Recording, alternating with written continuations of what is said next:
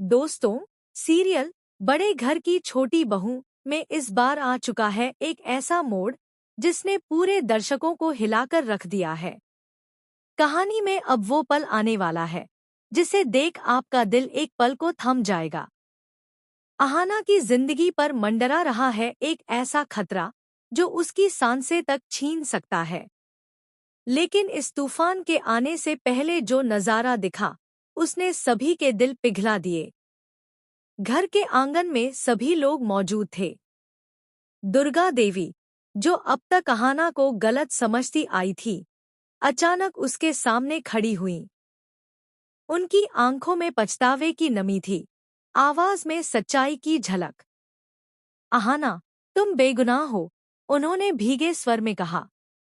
जैसे ही ये शब्द अहाना के कानों में पड़े, उसके दिल से एक बड़ा बोझ उतर गया।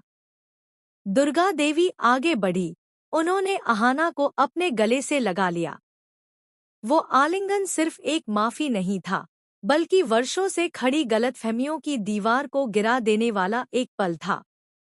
उसी भीड़ के बीच अर्जुन भी खड़ा था। उसकी आंखों में खुशी के साथ साथ राहत थी।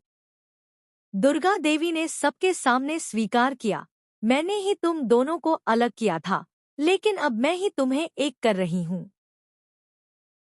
वो पल जैसे किसी फिल्म का क्लाइमेक्स हो। चारों ओर खुशियों की लहर थी।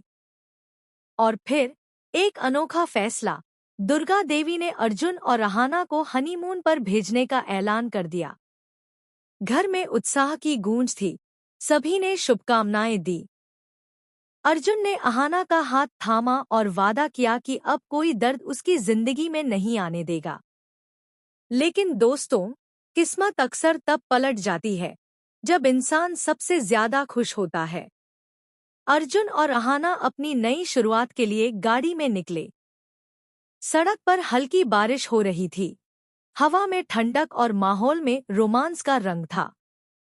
अहाना खिड़की से बाहर देखते हुए मुस्कुरा रही थी, जबकि अर्जुन उसकी हंसी में खोया था। उन्हें क्या पता था कि ये सफर उनकी खुशियों का नहीं, बल्कि एक डरावने हादसे का सफर बनने वाला है। अचानक सामने से आती एक ट्रक ने तेजी से गाड़ी की तरफ रुख किया।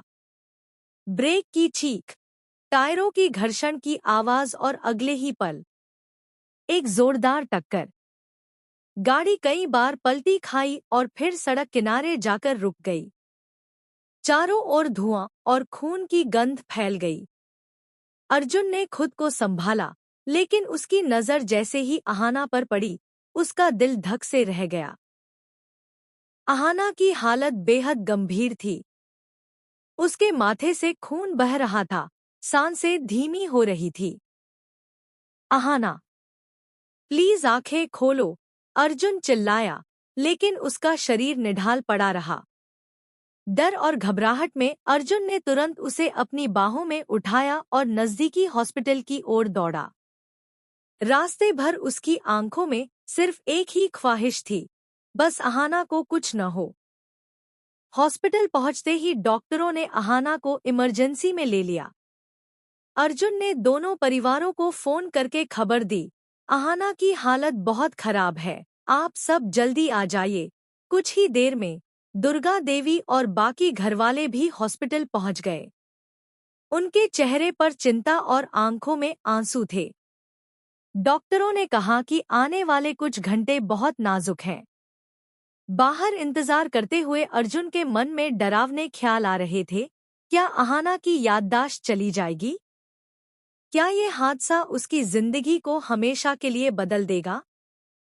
या फिर क्या वो हमेशा के लिए उससे दूर हो जाएगी? दोस्तों, इस वक्त पूरा हॉस्पिटल जैसे दुआओं से गूंज रहा था।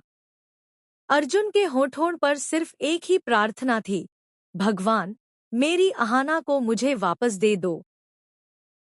अंदर ऑपरेशन थिएटर की लाल बत्ती जल